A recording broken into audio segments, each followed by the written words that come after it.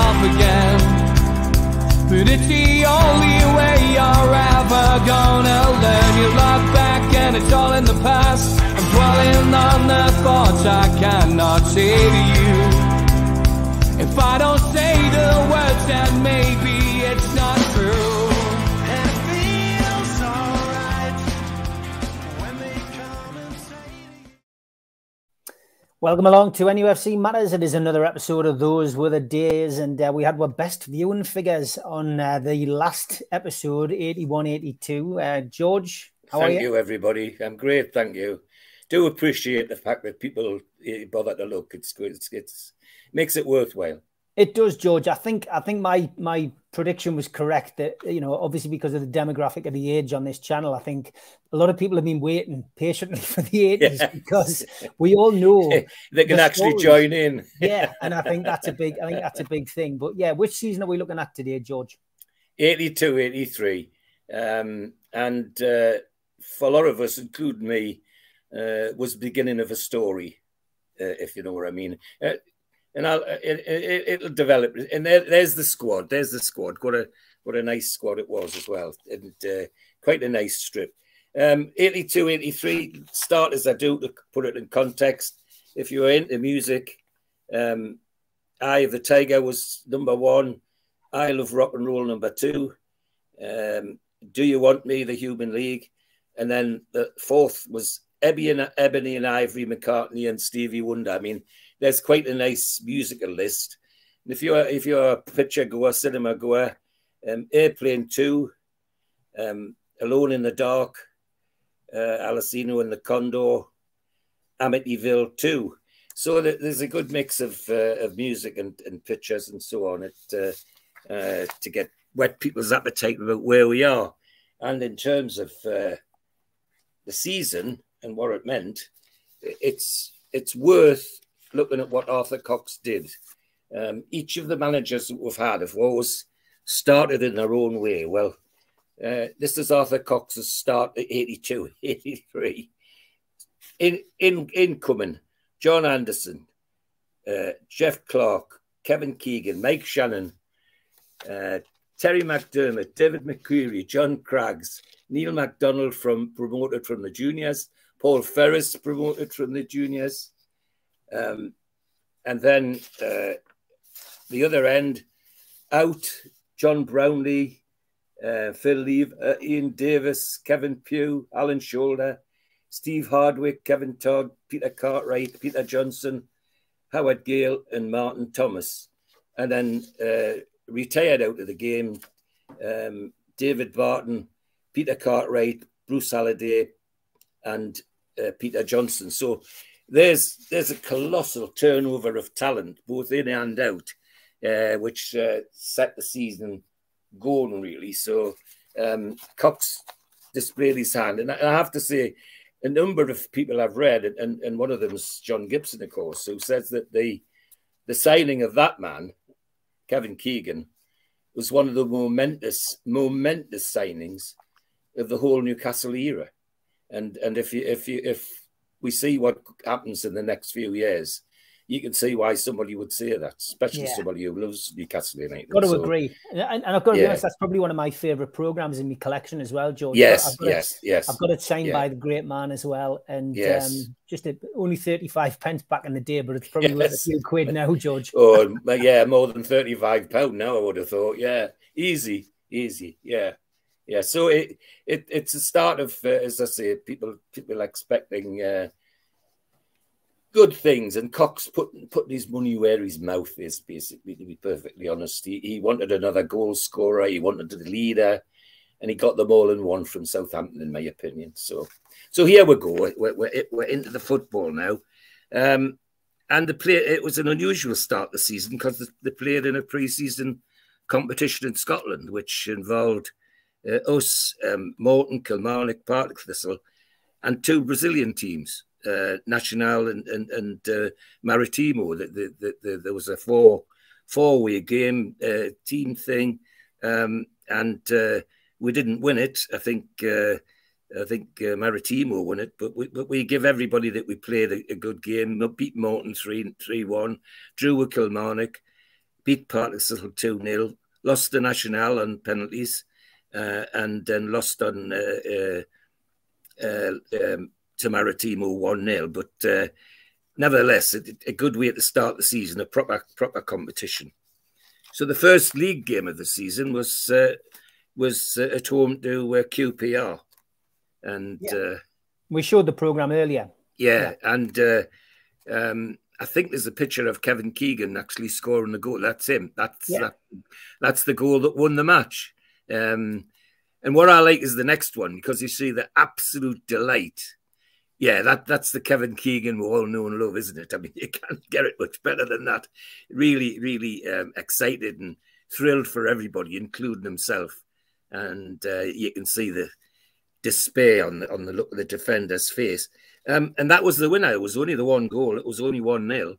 But that doesn't matter. It got off to the sort of start that we wanted. So the next game was an away game at Blackburn Rovers. And we sent the same out Cox's team for that first match. And for this game was Steve Hardwick, John Craggs, Wesley Saunders, Mick Martin, Jeff Clark, Peter Haddock, Kevin Keegan, and I love the way these details say Kevin Keegan, OBE, Peter Cartwright, Emery Ferrari, Kenny Warden, and Chris Waddle.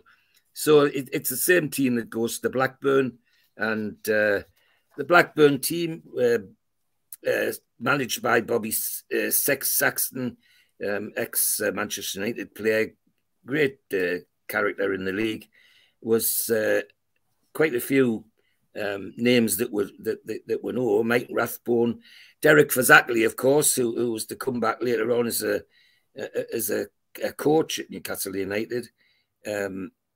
Simon Garner, Norman Bell, all good characters in the championship in those days. 14,000 at Ewood Park, 40,400, and it was a good game. It has the little bit you can read about it from nowadays is that it was end to end. It was only 2-1. Was more by luck than more by accident than luck, because we went in the lead in 26 minutes with Kevin Keegan. Then 33 minutes, Mick Martin scored the second one. And then on 78 minutes, Norman Bell scored a super one for Blackburn. So it meant the last 10, 15 minutes were end to end, that you know, both teams having a go for it. So 2 wins on the trot to start the season, and the Gallagher corners going very happy indeed. The next game is an away game to Bolton Wanderers.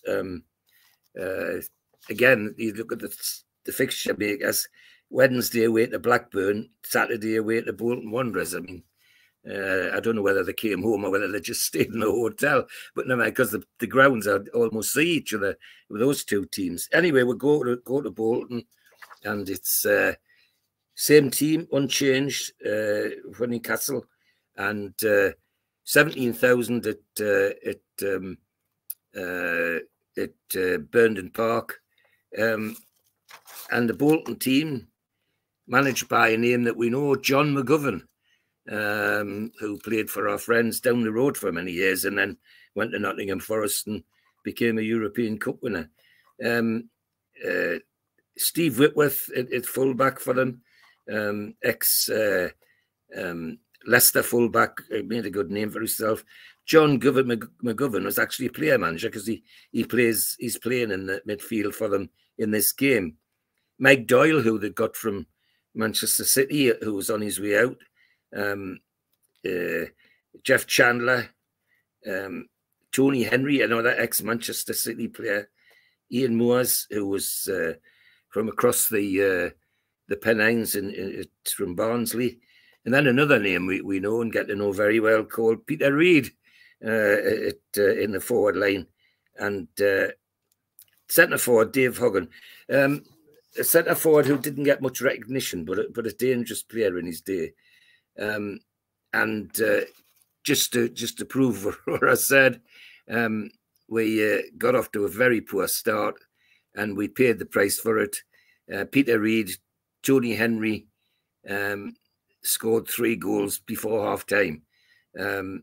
We came back at them in the second half, but it took until the 88th minute to get a goal, and it was Kevin Keegan who scored it, that's the way it stayed, 3-1 to Bolton. But still a good game. They didn't give up. They had another go when they got the chance. The next game is a Teesside derby. It's home to Middlesbrough. See, I'm still old-fashioned enough to call that a derby. I'm not sure whether the young'uns would know it. I think it is. I mean, it is a derby game. It's not the northeast, of course. It borders on Yorkshire, but you get excited about it as you do. Absolutely. The Sunderland game. I think the Sunderland game is always going to be more important. It's only 10 miles down the road. But yeah, whereas a derby to me, George. Yeah, as I've shared with you and others on the platform, that the Middlesbrough game always for me was a family thing because I had family in Middlesbrough. So yeah, that's right. And when they played here, they came to us, and when we played there, we went and stayed with them and all that sort of thing. So yeah, it was and they were playing well and regarded as one of the possibilities for promotion. And they were playing good football. 27,900 at the game.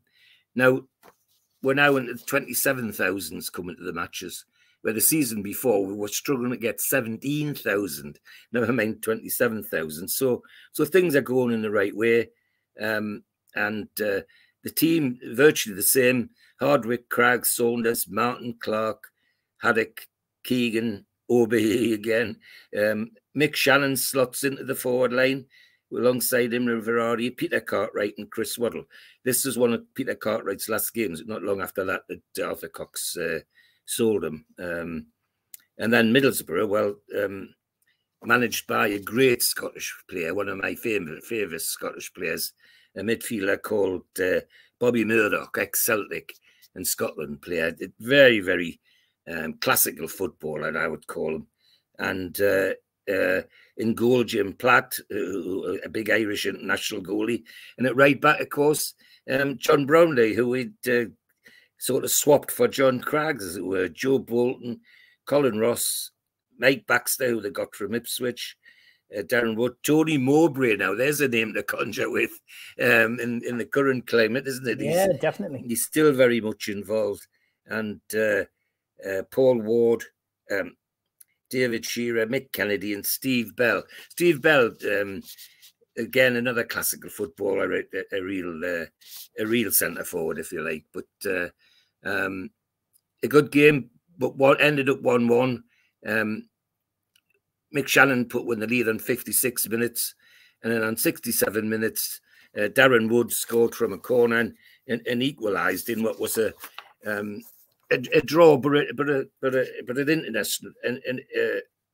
interesting draw that you could enjoy, because not all of them, you can't always say that about them as well. So the next game is another home game, but this time against Chelsea, and Cox is as usual very loyal to his team. Hardwick, Craggs, Saunders, etc., all the way down. Mick Shannon's still in the forward line, and Chrissy Waddle halfway through the second half gets injured, and Derek Bell makes his debut for the Toon. Again, 29,000 at this game. So the impression that Cox and the team are giving is certainly getting to the terraces now. So we're getting near 30,000s for crowds, which is fantastic. Chelsea, their manager John Neal, who was a strong player himself. Steve Francis is in the goal. Now he's related to Jerry Francis, who was the manager of England. Gary Chivers, the brother of Martin Chivers, the centre forward. Mickey Droy was a big defender. And Chris Hutchins, who had quite a name for himself as a midfielder, but also as a bit of a character off the pitch as well. Tony McAndrew, who they got from Middlesbrough. Colin Lee, Mike Fillery, who was a dangerous player, and Paul Canville. And then on his way out, as it were, almost, or people thought he was, a brief visit by Pop Robson from West Ham. It wasn't long after that he ended up going to Sunderland. As I say, 29,100 at the game. Good, entertaining game. I remember being at this game, and it was very enjoyable. Colin Lee put Chelsea in the lead on 23 minutes, and we struggled to huff and puff to do anything about it. And then just after half time, Keegan conjured up the corner, and Jeff Clark, the big centre half, stuck it in the back of the net, which was with the header, which was excellent, and just what we needed. So it was that we were keeping our own against the likes of Chelsea again, a team that's possibly going to get promotion. At least people, the pundits, think so. So our next game is an away game to Shrewsbury Town, and the Shrews are not regarded as one of the top teams, a tidy football team, but mid-table if things go well for them. And so we go to Shrewsbury on the following Saturday, and Cox sends the same team: Hardwick, Craggs, Saunders, etc., all the way down, right down to the left wing, where Derek Bell's kept his position because Chris Waddle's injury hasn't responded. 7,900 at Gay Meadow, and the Shrewsbury team has not got a lot of stars in it. However, there are lots of names that we remember. Steve Ogrizowicz, the huge goalkeeper. Graham Turner, who was the manager and played in the midfield. Nigel Pearson, and there's a name to conjure with. We know Nigel quite well. Steve Cross, who they got from Leicester. Alan Brown, who was from West Bromwich Albion. Gary Stevens, who got there via Everton, and big centre forward called Chick Bates, but did enough to upset us anyway. Put it that way. It looked like it was going well for him. Imre Ferrari scored the first goal on 33 minutes. Chick Bates on 35 got the equaliser. And on 80 minutes, Alan Brown scored the winning goal to give Shrewsbury 2-1. And the last 10 minutes were exciting, apparently, because Newcastle really had a go for it. The fact that they were 2-1 didn't stop them at all. But we're still in the right end of the league, even after that result. We're now at home to Barnsley, and sorry, yes, we are. We're at home to Barnsley, and I've got to say, everybody's thinking that we're going to do well out of this. 25,000 at the game, which is up. Arthur Cox sends his same team out. Halfway through the second half, McMartin has to go off, and Kevin Todd comes on for injury, and then.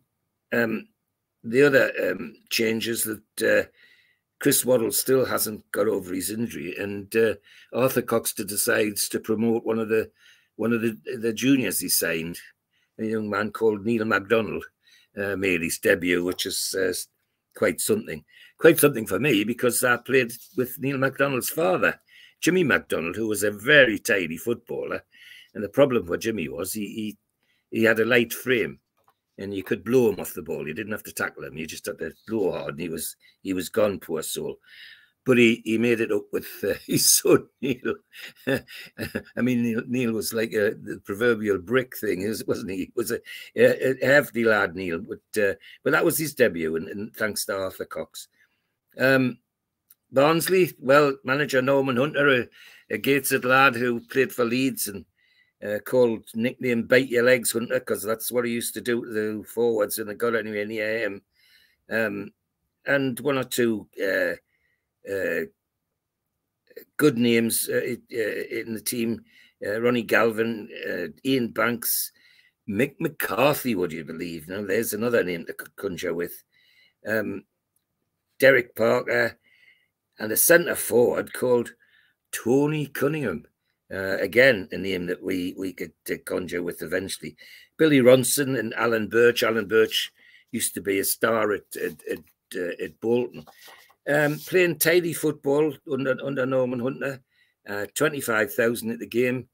And as I say, everybody's looking for a win after the good results run of results we've had. Well, as I often say on this programme, it's best not to hope too hard, because being a Newcastle fan, I know what hope does. Well, look great. Verratti puts one in the lead in 12 minutes. Ronnie Galvin equalises on 17, and then on 36 minutes, Derek Parker makes it 2-1 to Barnsley. And that's the way it stayed, I'm afraid. The Barnsley come and took the points, and were huffed and were puffed all of the second half, but couldn't do anything about it. We really let ourselves down as a team, and certainly the Gallagher corner, I remember, was very disappointed. Everybody went away really disgruntled. In fact, I remember vividly that when they had the old 10-minute corner flag in the Gallagher corner, when the 10-minute corner flag went down, I think half the Gallagher corner went home. So if we'd scored, they would never have known, but never mind. It was a loss, 2-1 loss, but not the end of the world.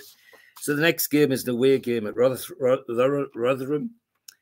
Rotherham, a hard-working side, tidy side, being worked into quite a good team by the manager, Emlyn Hughes, England and Liverpool stalwart. 12,400 at the game, and some good names in the Rotherham team. Ray Mountford, a well-known goalkeeper, Billy McEwen, Emlyn Hughes himself, Jerry Gow, a big forward, Ronnie Moore, a really big centre forward, and Joe McBride, a Scottish centre forward who played for lots of teams, including Arsenal, and he was at Rotherham at that time. Arthur Cox sent our usual team: Carl Anderson, Saunders, Martin Clark. He slips in Steve Carney because there's an injury to one of the defenders. Kevin Keegan, Imre Verratti, Terry McDermott's in the team now, and Kenny Wharton out wide left. And the only way to describe it is we took them apart from the very beginning. 4 goals from none other than Kevin Keegan. 10 minutes, 23 minutes, which is a penalty. 57 minutes, 73 minutes, and Kevin Todd on 75 minutes. And then the consolation was from Joe McBride on 80 minutes. But it was a superb performance. And as you can imagine, the maestro, 4 goals. It wasn't just him, though. I've got to say, I think when I read about the game, the Rotherham defence were frightened of Verratti's pace, which is fair comment, because he was like grease lightning, you know. So while they were watching Verratti, Kevin Keegan was sneaking in on the blind side and putting the ball in the back of the net. So a good win, and that's got everybody happy. So we now go to the League Cup first round, and we're playing Leeds United. And we're away at Leeds United, at Leeds, at Elland Road, 25,000 at the game. Leeds United now managed by Eddie Gray, their ex-player, talented wing player, Scottish wing player, very clever on the ball, cannonball shot. John Lukic, the goalkeeper, very famous goalkeeper. Trevor Cherry, Frank Gray, both well-known fullbacks. Kenny Burns, who used to play for Birmingham, another hard Scottish character. Paul Hart, who came to Leeds from Manchester City. Kevin Hurd is the name that we recognise from our friends down the road. And at this time, of course, Eddie Gray was also playing in the team, but the 2 attacking players, one was Arthur Graham and the other was Frank Worthington, who they got from Leicester in the sort of twilight of his career. and he was a really good player, worthy and clever, and another one that had a bigger reputation off the field than he had on the field sometimes. And our team, well, Carr, Anderson, Saunders, Martin, Clark, Carney, Keegan, Todd Verardi, Terry McDermott, and a debut of a new incomer called David McCreary, who had bought from America. He came over from America. Hard-fought game. And then 27 minutes, Imre Verardi puts us in the lead. And from then on, that's how it stayed. Lots of attacks at both ends, but the 1-0 was ours. Win was ours, and we never looked like losing it. Which is to go to Leeds and say that's a lot of things. Says a lot about the team. The next game is another away game, a league game at Oldham Athletic, and Arthur sends the same team out. Kevin Carr, etc. The only change is that he brings Kenny Wharton in for the injured Kevin Todd, but he's still got McDermott and McCreary playing in the side. Oldham managed by the ex-Everton and England centre forward Joe Royle, who you sometimes see in the crowd at Goodison Park even today. 9,000 at Boundary Park. Andy Gorham, their goalkeeper, ex-Scottish international goalkeeper, bit of a character. John Ryan, ex-Manchester United. Kenny Clements, and Paul Futcher, ex-Manchester City. Darren McDonough and Paul Atkinson and Paul Heaton, all ex-Manchester United. And Roger Wilde and Roger Palmer, who were from Sheffield Wednesday in their careers. But a tidy side, Oldham, not regarded as one of the promotion challengers, but regarded as a good middle of the table side, and that's the way the game played out. Verardi scored on 8 minutes, then on 22 minutes, and everybody thought, well, this is going to be easy. Well, on 28 minutes, Paul Heaton pulled one back, and then just before half-time, Roger Wilde, big centre forward, scored the equaliser. Second half was end-to-end, but we never looked like we were going to get the winning goal, and we came home with a 2-2, which for an away game is was a point was very acceptable. Next game is a home game against Fulham. 29,600 at this game, and it's interesting on the pitch on the programme, looking at Leeds' terrace behind the players there. Yeah. Quite a different view to what we're getting now. And Zico Martin as well. Yes, shot from outside the box. Absolutely, yeah. And well, the expectation was after the run of results we've had that we could take Fulham in this match, and the fact that nearly 30,000 were in the ground suggests that the crowd thought so. And there's the Fulham manager, guess who? Malcolm MacDonald, none other, and his team. And a familiar face sitting far left and far right. You've got just out of shot. I think that's Coxey on the Newcastle bench. It is, yeah. Far right is Derek Wright. Yes, you're right. Absolutely. Who was, I suspect, that's no accident, is it? I mean, Supermac probably knew his qualifications, etc., from his time here, you know. So, yeah, Derek Wright, absolutely.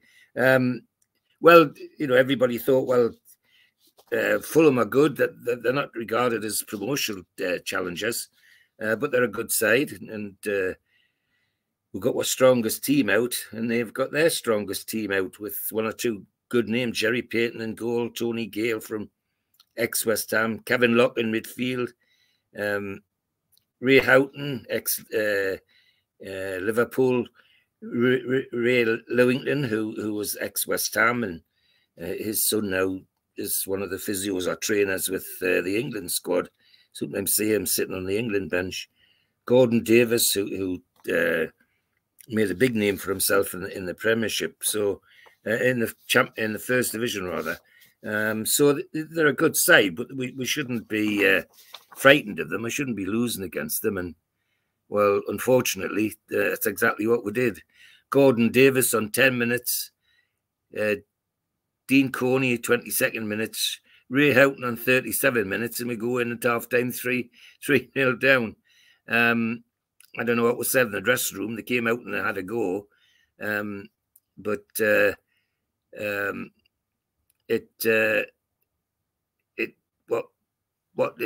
didn't make that much difference, because Gordon Davis got a penalty to make it 4, and then Kevin Keegan scored a consolation to make it 1 for us on 63 minutes. So the collective sighs of disappointment in the Gallagher corner could be heard all the way down to Haymarket, I suspect. Next game is a home game against Crystal Palace, and Palace, a tidy side, good football side. 22,000 at the game. Amazing how a couple of defeats and 5,000 or 6,000, 8,000 knocked off the crowd the next time. Arthur Cox puts the same team out: Cars, Anderson, Saunders, Mick Martin, Jeff Clark, Peter Haddock, Keegan, McCreary, Vardy, Kenny Wharton, and Chris Waddle's back off after injury now. Crystal Palace manager Alan Mullery, great England midfielder, well known and well thought of in management terms. So Palace come with Paul Barron in goal, who has Geordie roots, shall we say. Steve Lovell, Jim Cannon, Billy Gilbert, all very well known First Division players, not just second division players. Kevin Mabbott, whose brother played for Tottenham, and a very clever centre forward who I think badly underrated, should really have gone into international football. Vince Hilaire, what a very tidy and clever centre forward he was. However, we looked as though we were up for this game from the off, and Chris Waddle showed on 37 minutes that we were, and we went in at half time with a 1-0, and that's how it stayed. Palace never ever looked like threatening our goal, and we got the 1-0, which kind of lifted our spirits after the debacle against Fulham before. So we're now back to the second leg of the League Cup with Leeds United, and everybody thinks, well, this is good. I mean, we won the away leg, and we're at home now, so surely 25,000 at the game. Carl, Anderson, Saunders, etc., all in the team. Chris Waddle's still there, and Leeds, similar team to the last time. Eddie Gray's manager, John Lucas, Cherry, Frankie Gray, Kenny Burns, Paul Hart, down the go, and Frank Worthington, Eddie Gray, and Arthur Grimm, all the same team from the last game. So you think, well, this should be a victory for us. Well, just doesn't happen like that for Newcastle United in the League Cup, I'm afraid. Jeff Clark gives you an amazing start on 2 minutes, the header from a corner, and we were off to a flying start. But then on 33 minutes, Wes Saunders scores an own goal. And then after half-time, Frank Worthington gets the equaliser on aggregate, and we have to go into extra time. And then Alan Butterworth and Terry Connor both score on 112 and 120 minutes, and Leeds run out 4-1 winners, which is another League Cup disappointment that we kind of got used to. But nevertheless, that's how it panned out. Then fixtures being funny things that they are, the next Saturday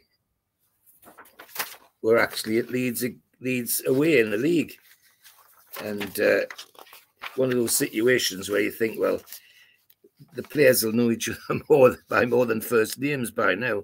26,000 at Ellen Road, Same Leeds team that were playing in the League Cup.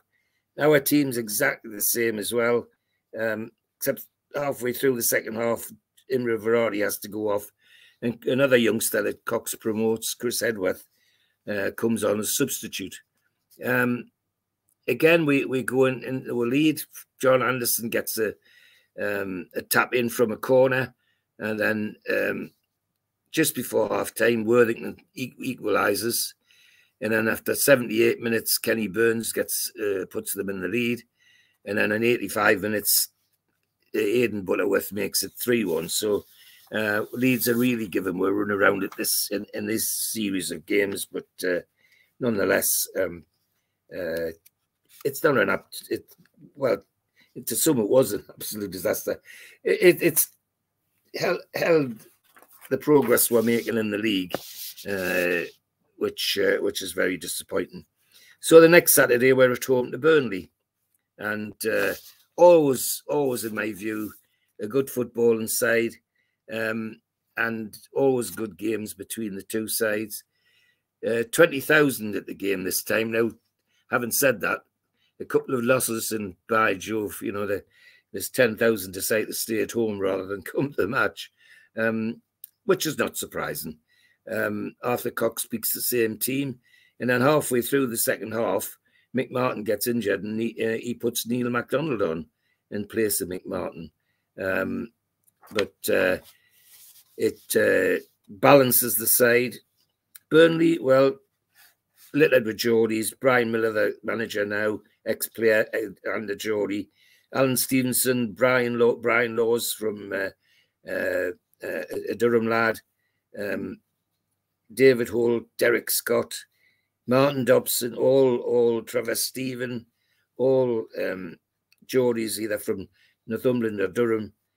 Billy Hamilton, Paul McGee, and Kevin Young as completes their attacking line, and he's a Geordie as well. So there's probably more Geordies in the Burnley team than there is in our team. However, it's a team where Cox has got them on the metal, because on 18 minutes, Chris Waddle puts you in the lead. 64, Kevin Keegan makes it 2, and then to complete the 3, Imre Varadi on 86 minutes makes it 3, and we run out comfortable winners against Burnley. So the faith is returning, shall we say, in the Gallagher corner, having been so disappointed with some of the previous results. We're now off to an away game at Leicester City, and Leicester, a tidy footballing side, not regarded as promotion contenders, but strong middle of the table side. And of course, the team is now managed by Gordon Millen, former Liverpool and England midfielder, tidy footballer himself, and that's the way his team's played. 15,000 at the game. There's some names to conjure with in the Leicester City team, particularly the centre forward, who's a young man called Gary Lineker. Steve Lynex, who they got from West Ham, and Kevin MacDonald, a big defender from Manchester City in his early days, and Paul Ramsey, a fullback from Manchester United. Mark Wallington's the goalkeeper, is produced by themselves, and gets a lawful lot of credit for helping the progress of none other than a young man called Peter Shilton.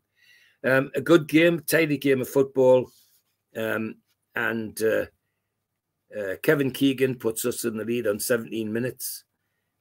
Tom English equalises just before half-time, and then Gary Lineker puts them in the lead, Leicester in the lead 2-1. Then on 71 minutes, Kevin Keegan gets the equaliser, and that's the way it stays, 2-2. But a very, very tidy a game that we never looked like losing. It was good football stuff. Let's say we now go away to our Cumbrian neighbours, Carlisle United, who again, a team that plays good football when they get the chance. 16,000 at Brunton Park for this match. That would fill Brunton Park just about. I haven't played there myself. It isn't the biggest ground in the world, but 16,000 would nearly fill it. There's no doubt about that.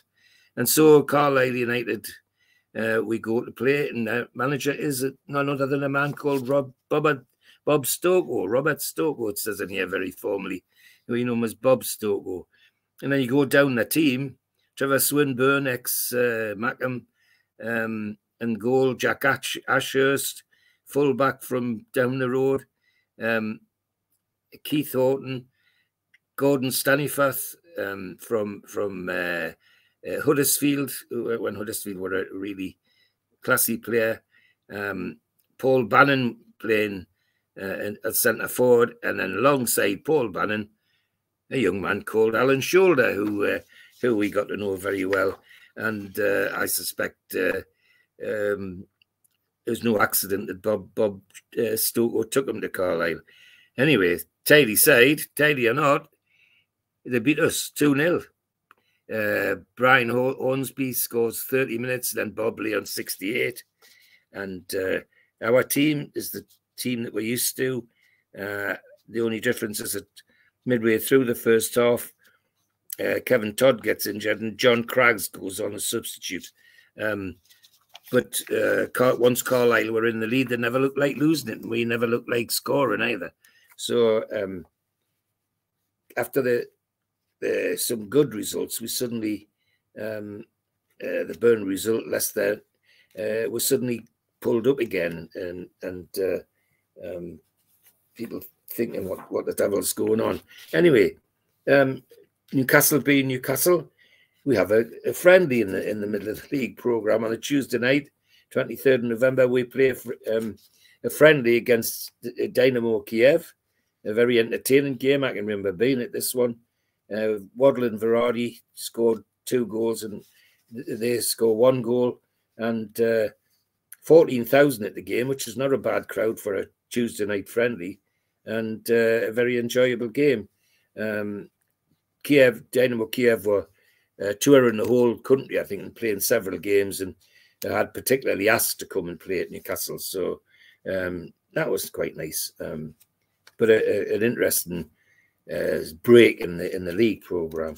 So on the Saturday, we come home again, and we're playing Cambridge United. Cambridge, one of the teams who are being touted as struggling, I think is the way to describe it. And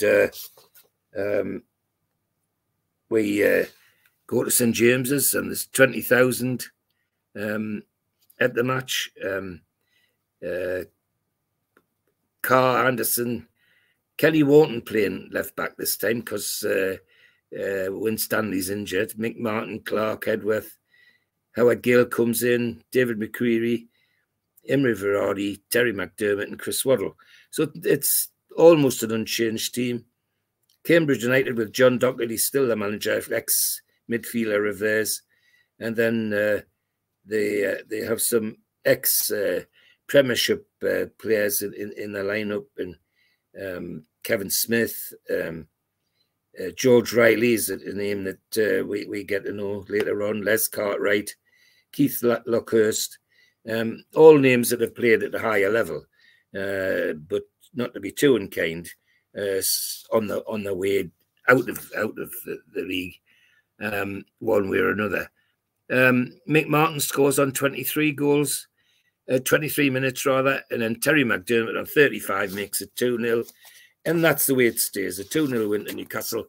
Second half was not a lot to talk about as far as I can read, but we never looked like giving it up. It was always our game, as it were. And we now go on to an away game at Charlton Athletic, and we send a full squad. Arthur Cox, very loyal to the players he picks. Only one change on the right side of the attack, and that is there's an injury, and Paul Ferris makes his debut, having been come off out of the juniors and signed as a professional. So Arthur Cox not frightened to throw the youngsters in amongst the the big guns like Verardi and Keegan. Charlton, mid-table team, regarded as good footballing side, and the manager Lenny Lawrence, huge character, bigger character off the field than he was on the field in many ways. Always in the press. 10,000 at the game, and they have some stalwarts like Mark Hazelwood, Don McAllister, Paul Elliott, who for a short while played for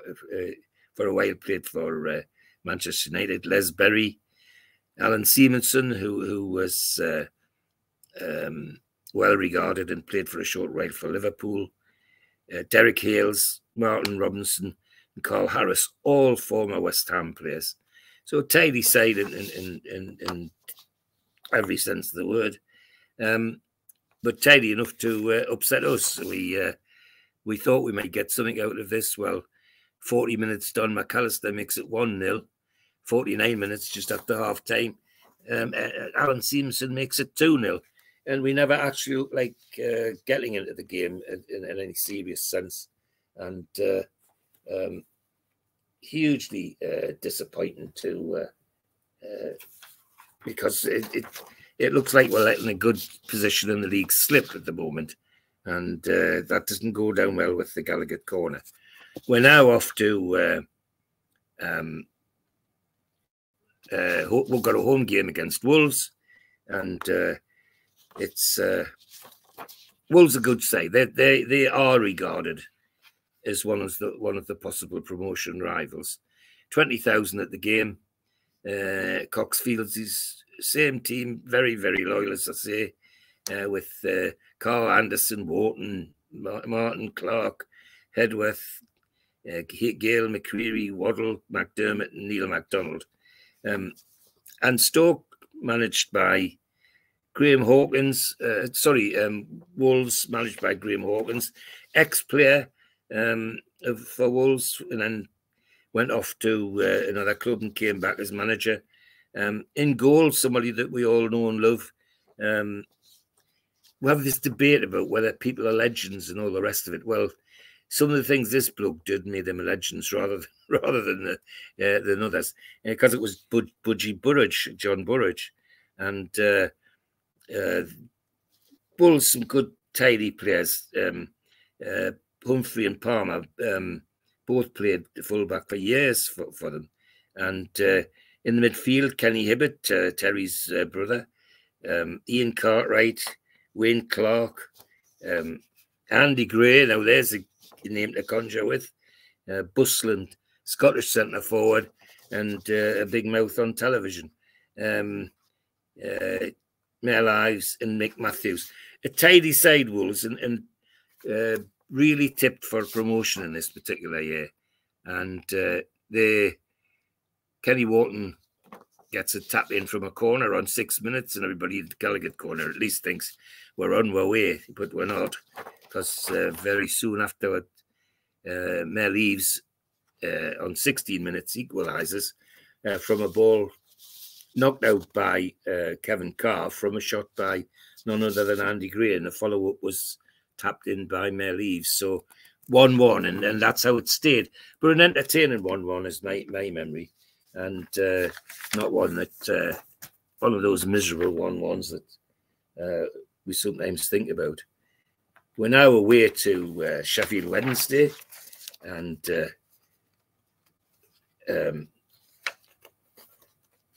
one of the traditional teams, one of the traditional grounds. Perhaps in this day and age too traditional, because it's become slightly dangerous, and it's in some places, which our fans have found out at their cost in modern times. But anyway, we go to Sheffield for this league match, and with hopes that we might get something out of the game. They too are regarded as a team that could challenge. 18,000 at the game, managed by none other than Jack Charlton, and they have a team of players, ex-First Division players, Mel Sterland at fullback, Mark Smith, Gary Shelton, Gary Megson is a name that we know in the midfield. Gary Bannister, a very tricky centre forward who used to play for Manchester City. Andy McCulloch and Anton Mincevic, who was well, if I was to compare him, he's like our ex-Serbian centre forward that we used to have. He's played in a similar sort of style, but dangerous player nonetheless. Entertaining game. Our team unchanged, with everybody from Carter to Waddle is still in the side, and on 37 minutes, Imre Ferrari gives us the goal, and unfortunately on 56 minutes, Peter Haddock deflects a shot from Gary Bannister into the back of the net to make it 1-1. But again, it was not a turgid 1-1. It was an interesting game because after that, both teams had a go, and it was an entertaining game. So we now come home to a match, a game against Derby County, and Derby County, how can I say, having promised to do all sorts of things for a couple of years, now regarded as a bit of a spent force in many ways, and not regarded as a threat for promotion at this particular stage anyway. Now, the crowd's interesting. 30,000 suddenly at St James's Park for this game. And it's interesting how with Newcastle, always a couple of wins and the sun's shining again and everybody's coming out. Arthur Cox, loyal to his team, Carr, Craggs, Wharton, McCreary, Clark, Haddock, Keegan, Gale, Ferrari, McDermott and Chris Waddle. Derby County, managed by none other than Peter Taylor, Brian Clough's ex-right-hand man. And some great players in the team, but they're on their way out. Steve Cherry is the goalkeeper. George Foster is a big centre-back. Brian Attlee, a real Derby stalwart. Archie Gemmell, the European Cup winner with Forest. And Gary Mills, similarly. John Richards, a dangerous little centre-forward from Wolves. And Dave Swindlehurst, who was a reputation as a ball juggler. He was one of these players that sometimes used to do a show at half-time for the crowd, which was intriguing. And the other one was a lad called Burnside that played for West Brom and is to go on at half-time and do all the ball juggling, which is fascinating. But I've got to say, if I'd been manager, I wouldn't have allowed it. Their energy's got to be in the match, not on the pitch at half-time. Perhaps that's me being old-fashioned. And it's a good game, always is with Derby. It looks like it's going to go to 0-0, but Howard Gill suddenly pops up with a beautiful goal from the edge of the penalty area on 65 minutes.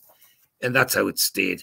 End-to-end stuff, but neither side in the end looking like they're going to score any more goals. And that's how it went.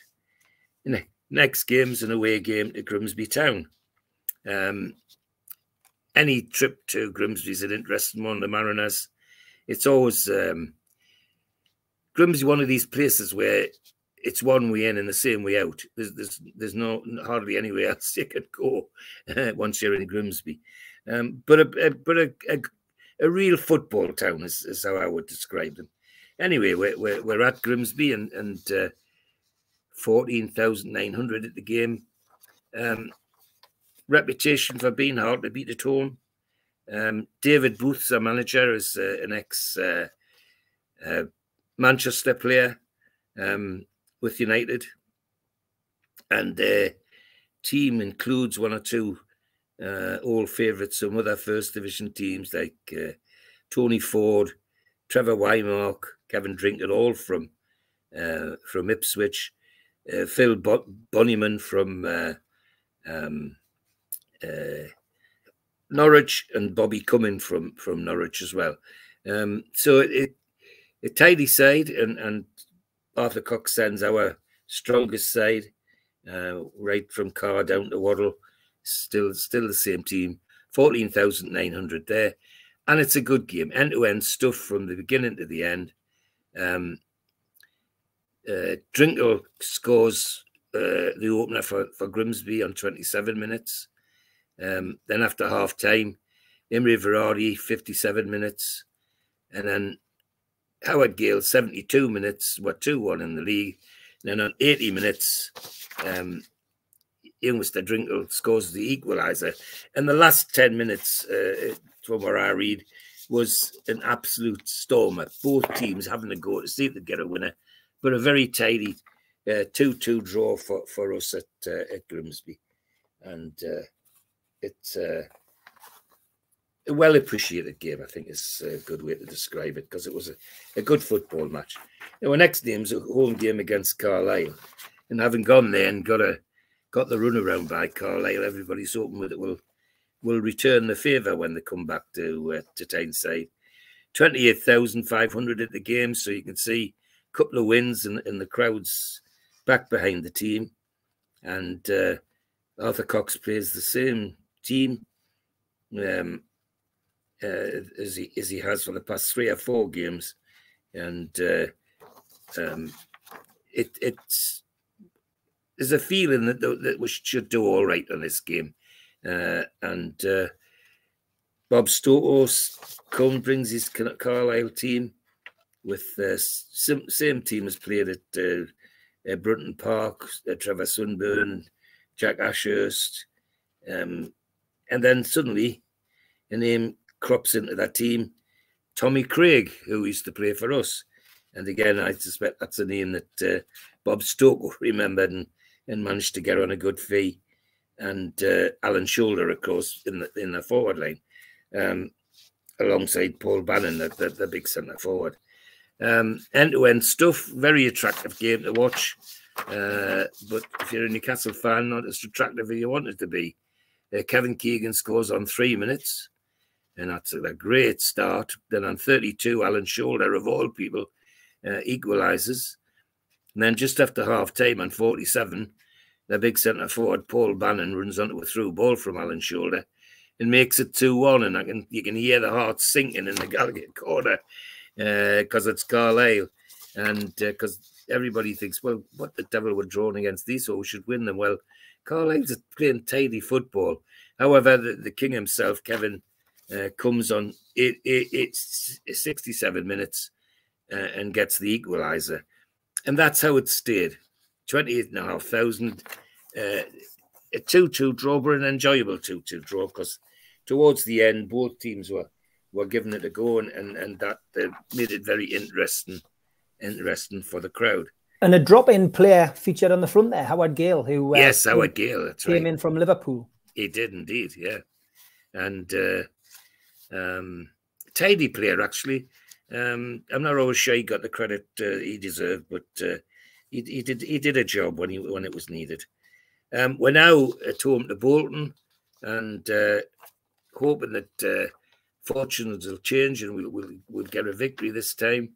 23,500 at the game, and Cox very, very loyal to his team. The only change is Howard Gale's in the side because of an injury, and otherwise it's the same team. Bolton still managed by John McGovern, and a team which is almost identical to the one we played at Burnham Park.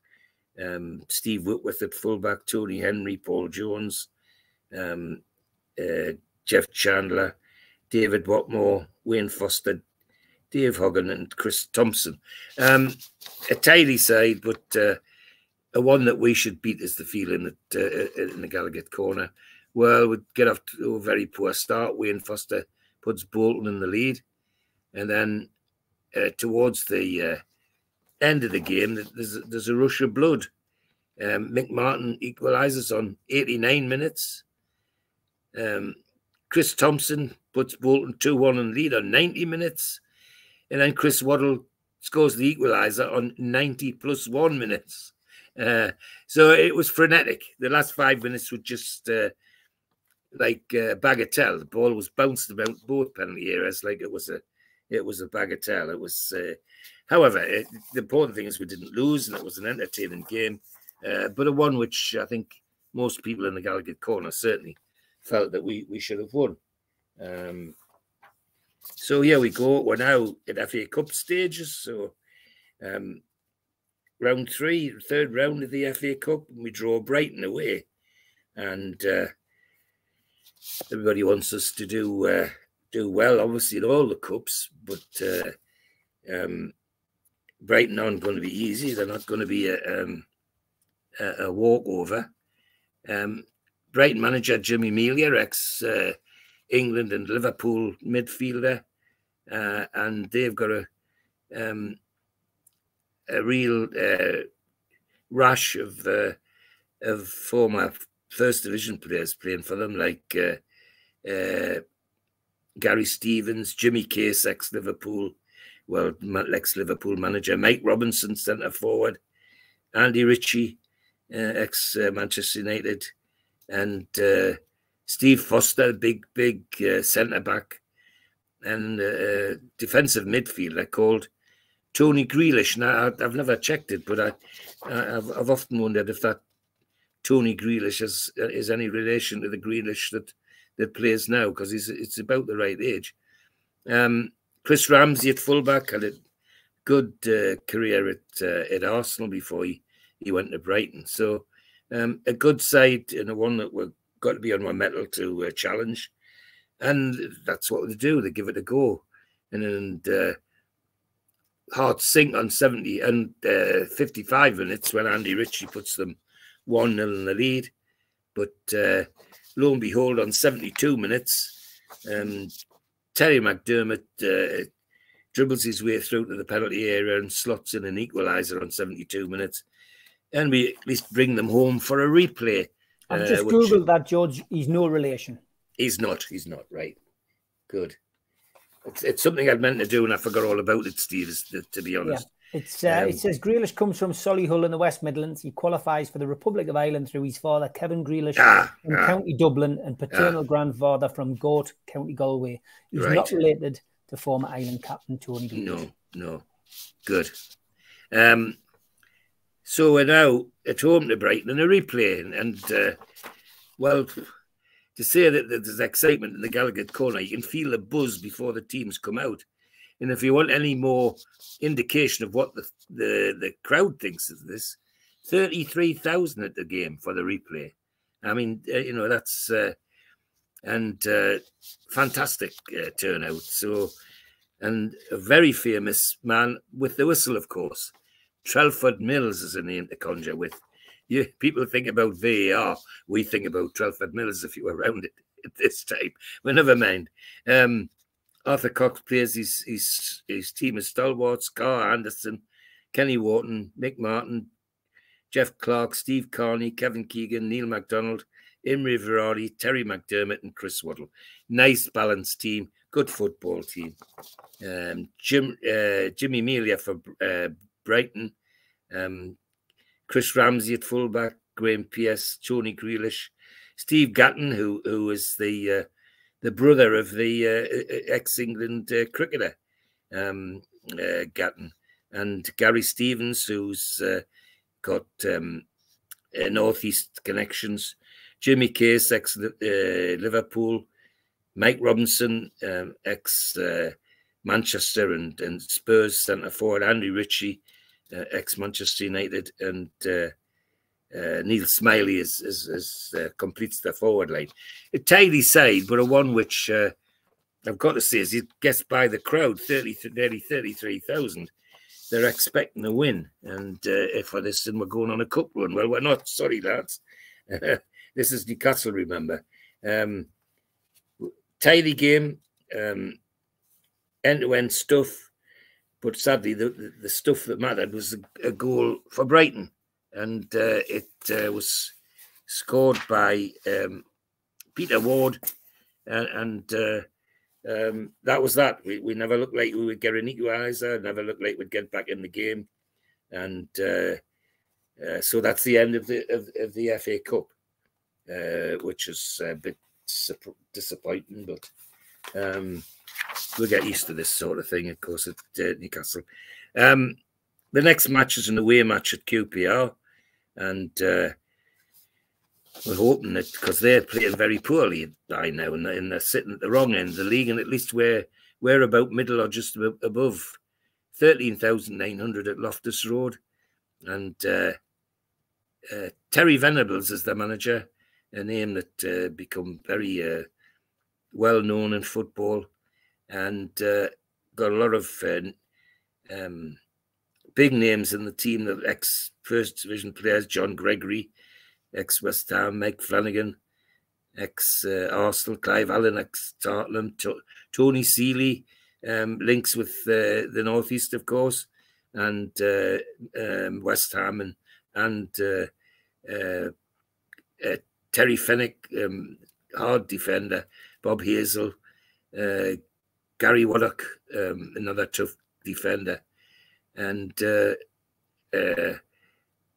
Paul Hooker, a very, very talented goalkeeper. I don't think a goalkeeper that should have been challenging for international honours, but never got a look in, which is a bit sad. So we go there with the hope of getting a point at least. Well, not going to happen, boys, I'm afraid.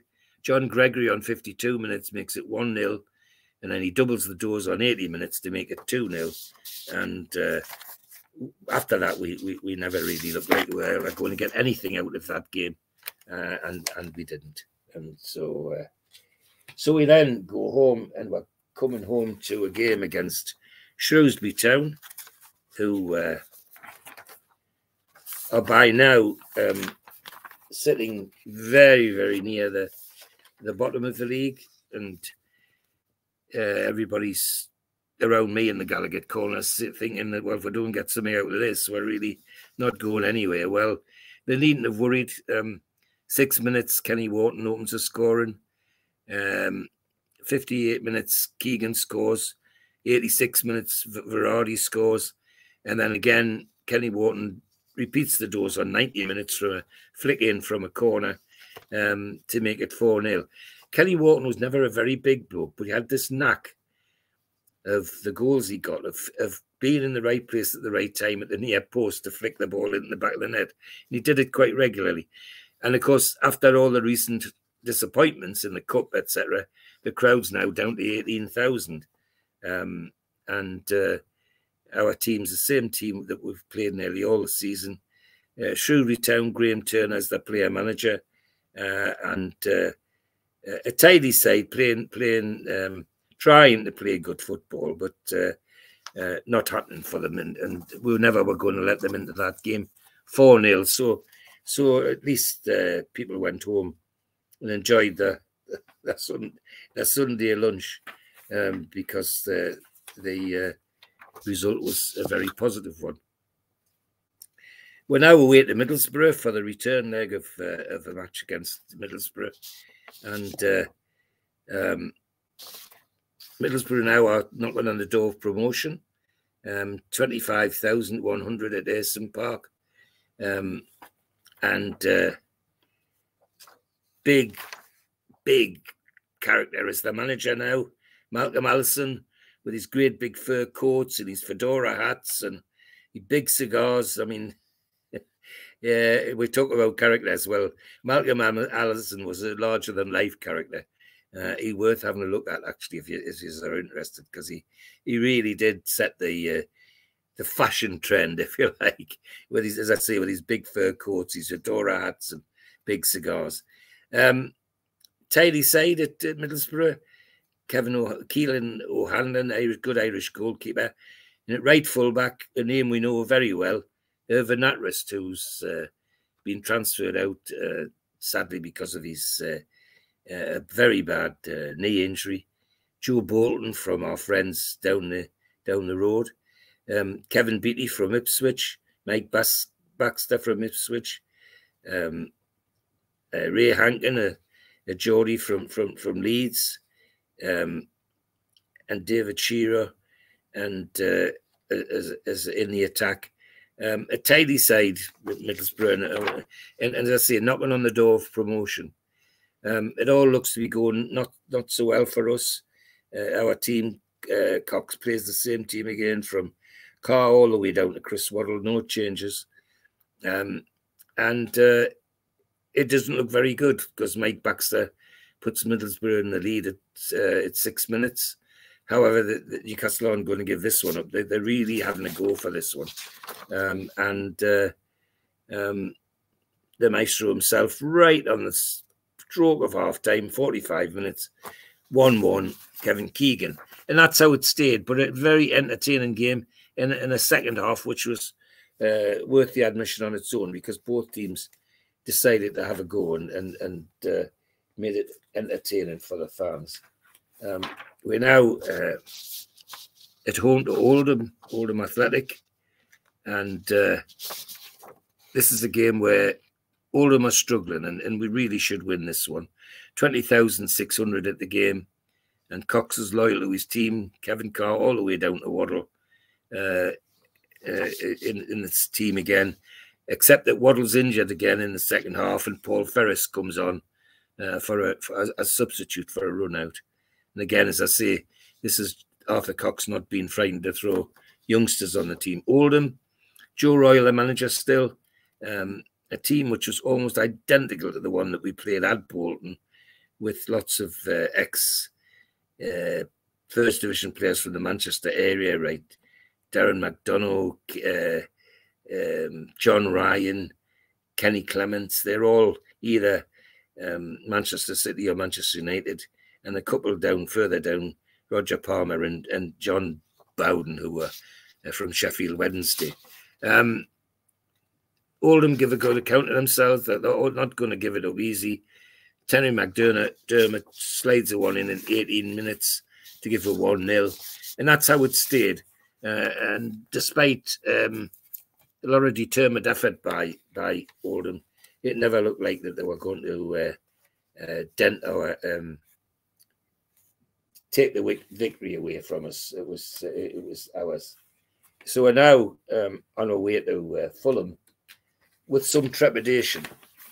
Because what we have to remember is that when Fulham came to St James's Park, Malcolm MacDonald's team really didn't do any favours. They wiped the floor with it. But off to Fulham we go, and everybody's up for it really, as are the team. And sure enough,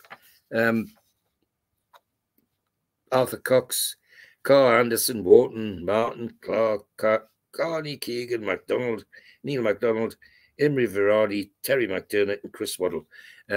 Same balanced football side that he's been playing. 14,200 at Craven Cottage. Malcolm MacDonald's still the manager.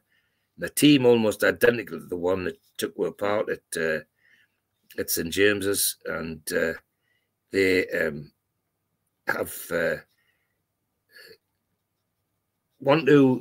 they want a win because they're struggling about just below middle now, and people were expecting them to be slightly higher up, and I think Malcolm MacDonald's starting to feel a bit of pressure from the directors, etc. And I'm sure that they thought with a 4-1 win at St James's that they would probably get a win at the home. Well, they weren't going to get it, because on 1 minute, Imre Verardi first touched the ball, bang, 1-0. 32 minutes, Gordon Davis rather makes it 1-1, and then on 37 minutes, Terry McDermott makes it 2-1 to Newcastle, and then on 70 minutes, Kevin Locke from a penalty given away by Jeff Clark makes it 2-2. So sigh of relief all round, because we've come away with a draw when there was some doubt about whether we could get a draw at Fulham, and we're still in London the next Saturday at Crystal Palace in a away game, and it's a one that we're hopeful that we might get something, because we're now pressing above halfway. With a little bit of effort, we're not so far off off the promotion places. 18,000 at the game. Alan Murray still Crystal Palace manager, and the team virtually unchanged from the team that we played at St James's Park.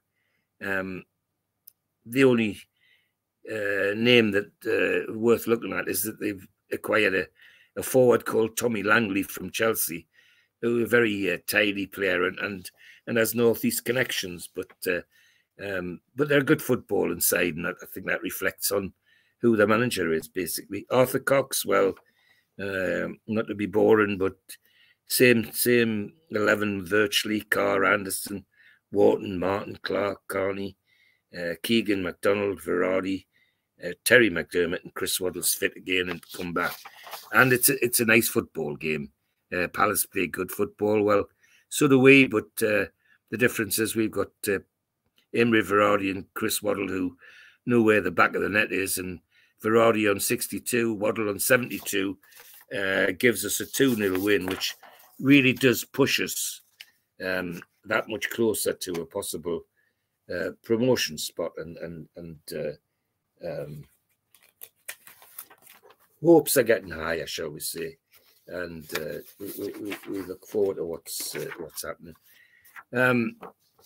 Newcastle United then come home to a game against Leeds United, and it's always a tough game against Leeds, always, and some of their names that became very famous later on, like the goalkeeper David Harvey, John Sheridan in midfield, who went on to have a great career at Sheffield Wednesday more than anything, and as a manager. Kevin Hurd, of course, who we know from down the road, and Arthur Graham, dangerous forward.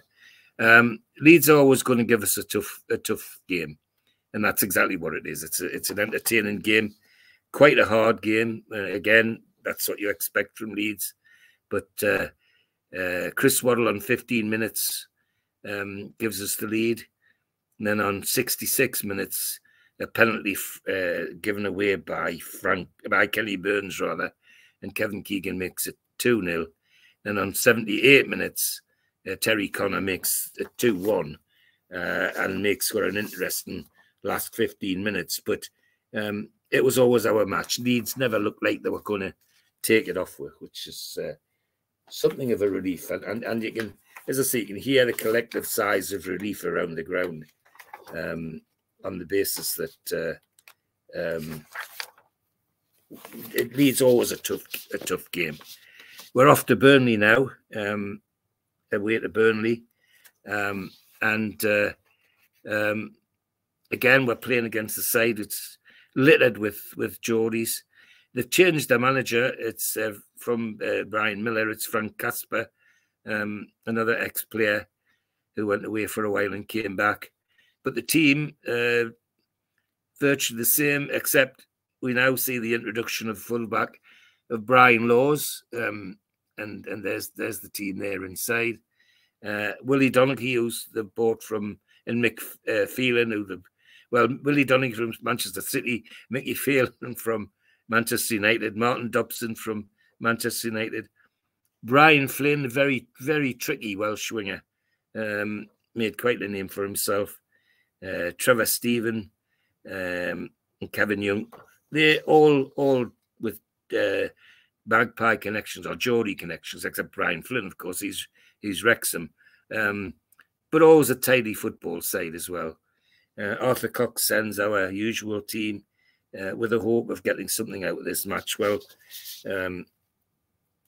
as I keep saying, when you're in Newcastle farm, hope isn't any good usually. And we're doing well, 0-0. It looks like we're going to get a point out of it. And then Terry Donovan, the tricky in midfielder from Burnley, slides through and makes it 1-0. And that's it. We're never, ever going to get back in that game, which is quite sad, really. So we now head home for a game against Leicester City. And a game with two sides that are neck and neck, almost. I think there's only probably a point between us. at this stage of the season. And Cox relies on his usual 11, 23,000 at the game. A few coming back, haven't got over the cup defeats, etc. And Gordon Millen's still Leicester manager, and their team almost identical to the team that we played when we went down to Leicester, with Gary Lineker as it was still the centre forward. But then suddenly alongside him appears a man called Alan Smith, who was again to make a great name for himself, but mostly with Arsenal, and is now makes a name for himself, good or bad, for his commentary about football on the television. But a tidy side, a good game is my memory, a good football game, and you can bet your boots you're never going to keep Gary Lineker's name out of a game. It's 26 minutes, Lineker puts Leicester in the lead. 67 minutes, and Gary Lineker makes it 2-0, and everybody thinks, oh, goodness, you know, I can hear the groans in the Gallagher corner. But then Kevin Keegan on 68 minutes, and Terry McDermott on 79, and it's a 2-2 draw. A very, very good football game is the only way to describe that, and a one which, in the end, either side could have won, because they had chances to do so. So we now got a home game, the return game against Grimsby. Grimsby are struggling, and there's no doubt about that. And there's certainly an expectation in the Gallagher corner, if nowhere else in the ground, that we're going to get something out of it. 21,000 at the game, and Carr's team goes out. Carr, Anderson, Walton, Martin, Clark, Carney, Keegan, MacDonald, Verardi, McDermott, and Chris Waddle. Nicely balanced team. And Grimsby Town, with Dave Booth still a manager, almost identical team that played us when we went down to Blundell Park. And dangerous centre forward Kevin Drinkell scored goals there, and would need watching again. Well, we needn't have worried too much, because on 31 minutes, Kevin Keegan puts us in the lead. 41 minutes, Imre Verardi sends we in 2-0 at half-time. 71 minutes, Verardi again makes it 3. And then on just before the final whistle, Neil MacDonald scores to make it 4-0. So a very, very tidy win for it. And now, again, very tantalisingly putting us within touching distance of challenging for a promotion spot, and hoping that that's where we go. The next game is an away game at Derby County. Always a good football game, one which people look forward to. As I've said on this channel before, Derby always has connotations for me, because it was a place where my family used to visit, because my dad's eldest sister, Nan, used to live there with her family. And it's not the first time that my father hasn't turned up at my Auntie Nan's front door with a whole bloody coach club of Geordies expecting tea and sandwiches. And just after in the early days, just after the war, expecting the corner shop to supply them with black market fags as well. The stories I can tell about Derby are legend, but never mind. That's a family thing. I'll leave that for Neil's history lesson. We're going to Derby. Everybody's hoping that we get a win. That they're not challenging, but they're about mid-table, playing good football. But sadly, 17 minutes, Kevin Wilson scores for Derby. Paul Hooks scores the second just on half-time. And it takes still 60 minutes for Chris Waddle to get a goal. And we never look like scoring anymore. 20,000 at the game.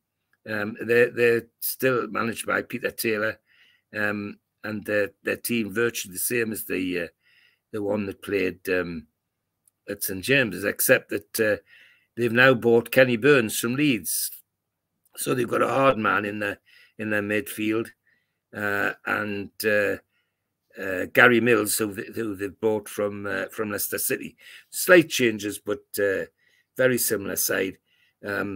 but just too good for us on the day, 2-1, and that's how it stayed. We never looked like we were going to get an equaliser. Quite disappointing in some ways, but par for the course, I'm afraid. We now come home to Blackburn Rovers.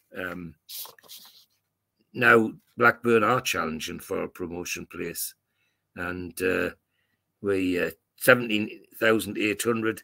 See how the attendance has dropped because we've had a couple of bad results. It's fascinating looking at the crowds and how the seesaw around what's happening on the pitch. Cox faithful to his team. You know, Carr, Anderson, Wharton, McCreary, Clark, Carney, Keegan, MacDonald, Nain MacDonald, Verardi, Terry McDermott and Chris Waddle, and Paul Ferris as the substitute. Blackburn Rovers, Bobby Saxton's the manager, and Terry Geno is the well-known goalkeeper. Derek Fazackley in the midfield. Mike Rathbone, big centre-half, rather. And alongside him, a young man called Glenn Keeley, who's a name we remember here quite... well, I remember him quite fondly. He's a big gangly lad, but he always gave 100%, did Glenn. And Simon Garner, a big centre forward. So, and Blackburn are playing well, and they are knocking on the door of a promotion spot. They're above us, and could with a win against us be actually in a promotion spot. So it made it an interesting game. Well, interesting, even better for us, because on 23 minutes, Metcalf of Blackburn scores an own goal. 29 minutes, Imre Ferrari scores a nice goal. And then on 85, had to be Glenn Keeley, didn't it, from a header for Blackburn, scores to make it 2-1. And it's getting exciting now. Chris Waddle on 87 makes it 3-1, but then the same Glenn Keeley on 89.5 minutes makes it 3-2. And the last 5 minutes are absolutely frenetic because Blackburn know that if they can get at least a point, but more importantly, a win out of this, they're in a promotion spot. Well, they didn't get it. Newcastle held on, and it was 3-2, and a much-deserved victory. We're now on our way to Chelsea, the way leg of Chelsea, and Chelsea are playing well in a promotion spot, and I think the general consensus was we'd do well to save our necks at Chelsea, not get a hiding. Well, we did well, all right. The team really put their backs into it, and on 18 minutes, Kevin Keegan scored, and on 78 minutes, Imre Ferrari scored, and we came away with a 2-0 win. The crowd at Stamford Bridge that day, 14,000 for a team that's knocking on the door of promotion. I couldn't understand that, and I don't know. I'm sure there must be local reasons for that, but it wasn't very good. And their side, they played the full side as usual, with Mickey Droy, Colin Lee, John Bumstead, all names that are well known in Chelsea ranks. But they weren't good enough to beat us. We beat them 2-0. And as I say, again, Cox loyal to the team from Carr all the way down to Waddle. And a lovely 2-0 away victory, which now puts us within spitting distance of a promotion place. And we have a Wednesday night game against Rotherham coming up.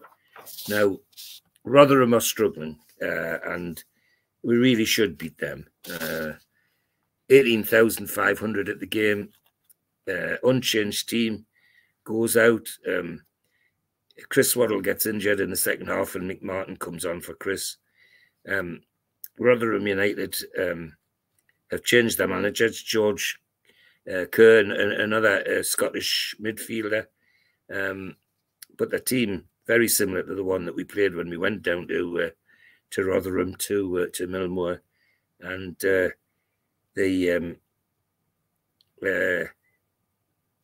only change I could see is that Joe McBride has a new partner alongside him called Robert Mitchell, who's they got from a Scottish side, and had started to play quite well together as a duo. Well, they didn't play well at Newcastle. Terry McDermott on 32 minutes, Berardi on 43 minutes, give were 2-0 at half-time. 51 minutes, Kenny Wharton scores. And then on 78, Kevin Keegan makes it 4-0. So a very tidy 4-0 victory for Newcastle. And we now are being regarded by the pundits as serious contenders for a promotion spot. Now I think, looking back at it, if you can think how many 2-2 draws there were round about December, January, against Grimsby, Carlisle, Bolton, Fulham, all 2-2 draws. If they could just be too many draws. Absolutely, yeah. What a difference that would have made. Anyway, we play Charlton at home is the next game, and they're not doing well. They're hanging on to the league by their fingertips, and Cox sends out his same team, 21,000 at the game, and Lenny Lawrence, virtually the same Charlton team as we played at the Valley. One slight change in the 11.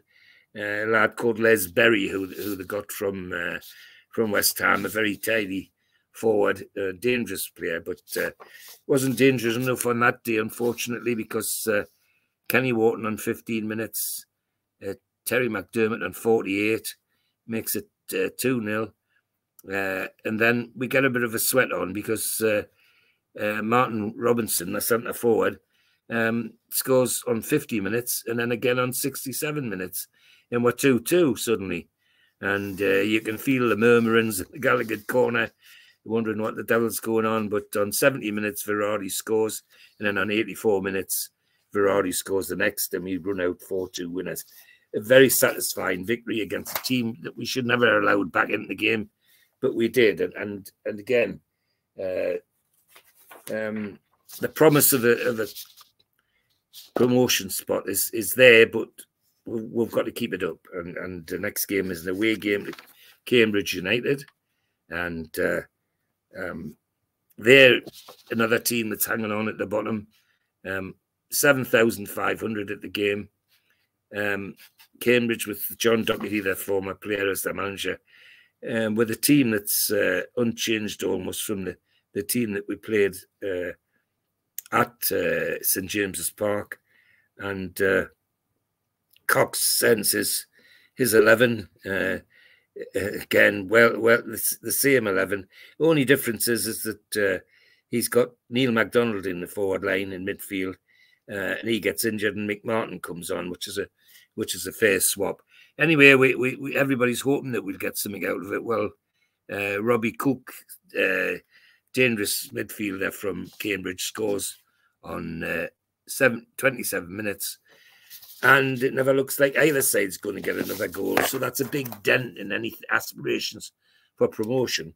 And a big uplift for Cambridge, because they really were struggling to survive in the division. The next, we're got an away game to Barnsley.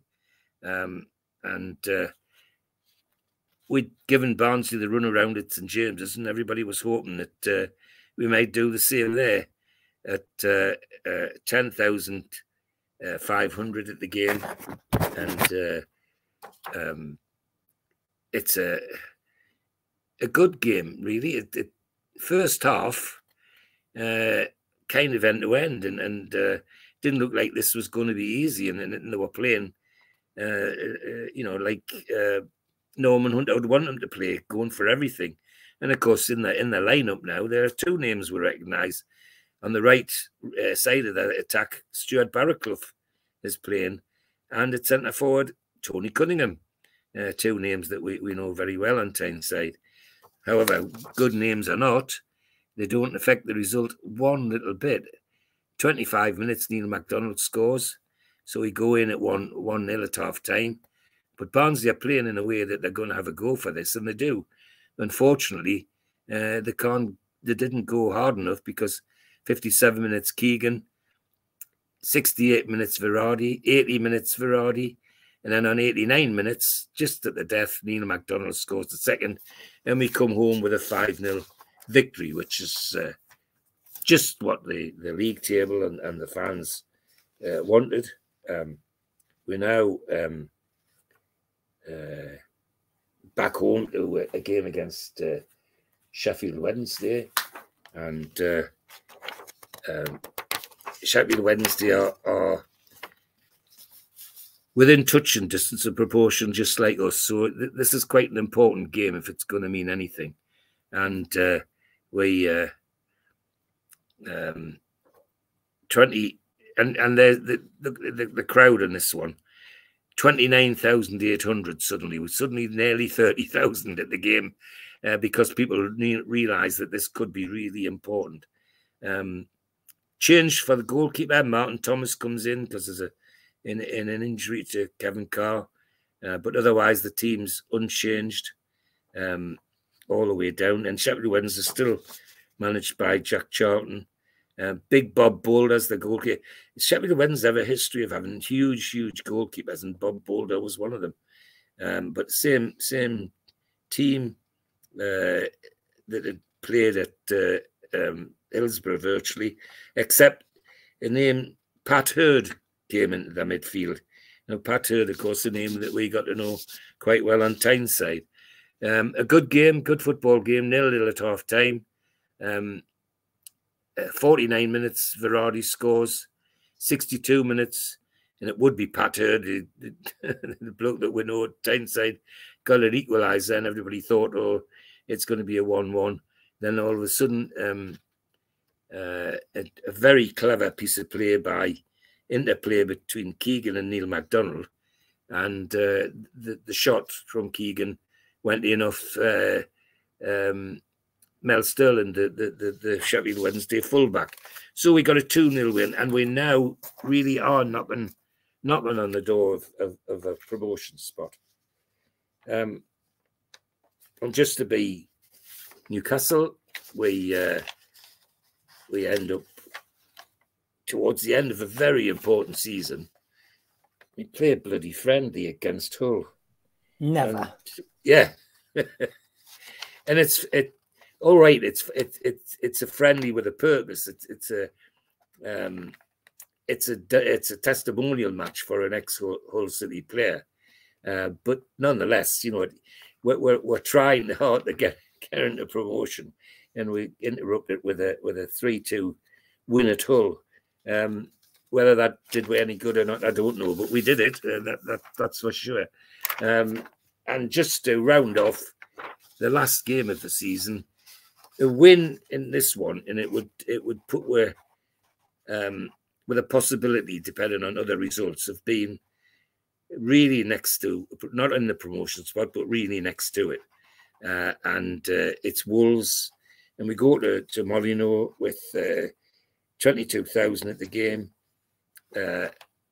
Graham Hawkins, another ex-Wolves players, now the manager. John Burridge is in goal for them. And the team's virtually the same as the one that we played at St James's, with Kenny Hibbert in the team, Andy Gray, Mel Eves, Mick Matthews, and a tidy side. And they're strong mid-table, Wolves, and our side's unchanged because Martin Thomas is still in goal, and otherwise everybody's where they should be, all the way down to Chris Waddle. End-to-end stuff. Mick Matthews scores on 25 for Wolves. Andy Gray makes it 2-0, and everybody thinks, oh, that's that. But on 40 minutes, Neil MacDonald scores, and then on 45, first kick after half-time, Imre Verratti scores the equaliser, and it ends 2-2. It's not enough to make we're dangerous to the promotion people, but at least we end up knocking on the door. And then we go to Malaysia on a tour after the season's finished. We seem to do a lot of this at the end of seasons.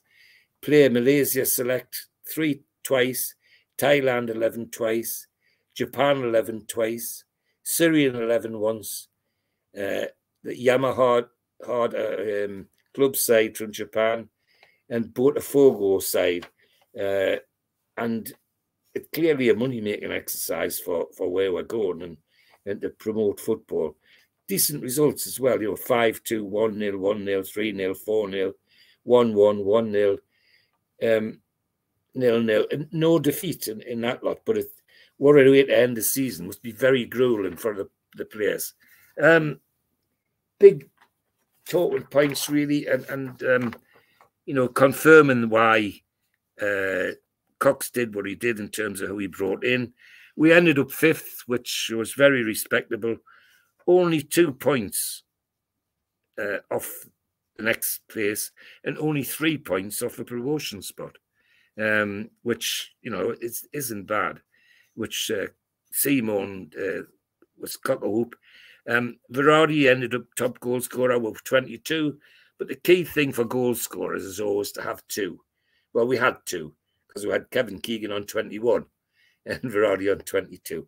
And the difference in this season, well, we scored 75 goals. The season before, we were struggling to get 50, which tells you why Cox did what he did in terms of changing the personnel. We did let in 1 or 2 too many. Our goals against were 53, where the team that went up, who very tidy, were QPR, and they only let in 36 goals in the whole season, which is not bad.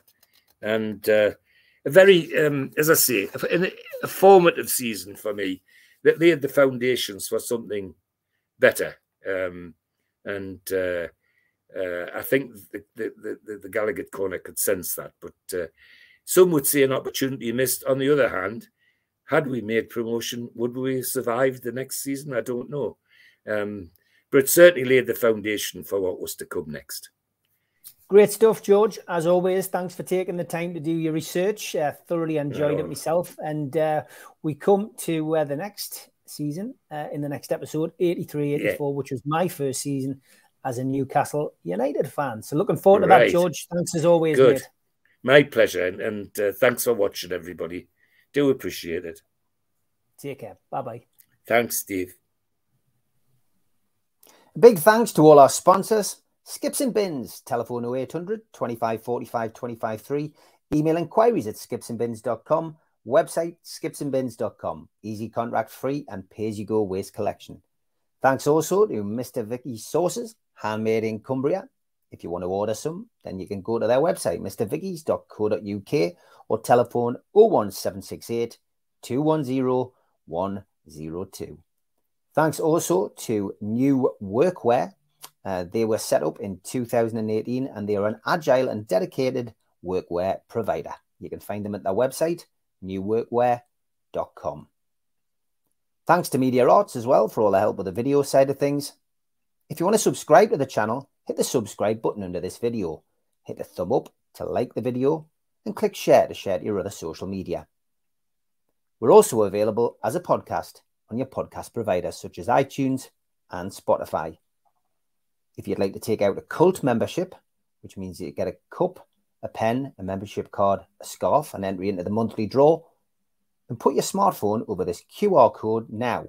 It'll take you straight to the site. You can set up and pay a one-off fee of £25. Alternatively, go to nufcmatters.com and check for membership.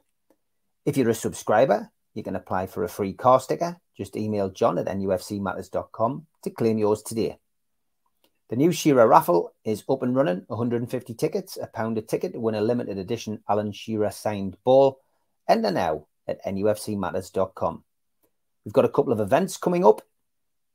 Newcastle United question and answer live with Liam Kennedy, Jordan Cronin and Dominic Skerr from Newcastle World and the Shields Gazette in association with NUFC Matters takes place at the Tyneside Irish Centre, 11th of August at 7 p.m. and tickets are a £5.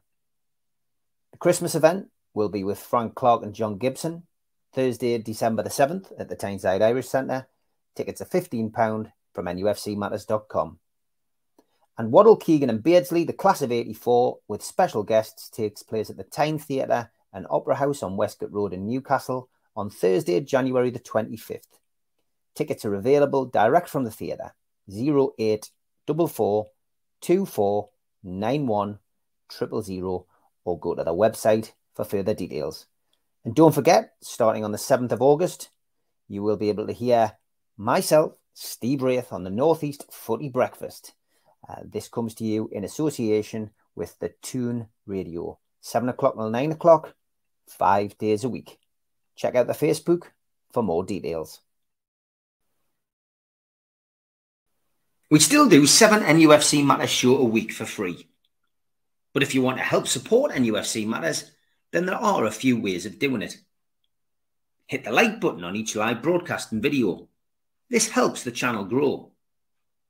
Hit the subscribe button and select the all notifications bell so you don't miss a single show. If you want to help us financially, then you can join the channel using this button with the membership starting at $1.99 a month. Or you can drop us a donation in the chat using a super sticker. We're also looking for sponsors. If you'd like your brand advertised on the flyers for the show and featured during the ad break, then email John at nufcmatters.com to arrange today.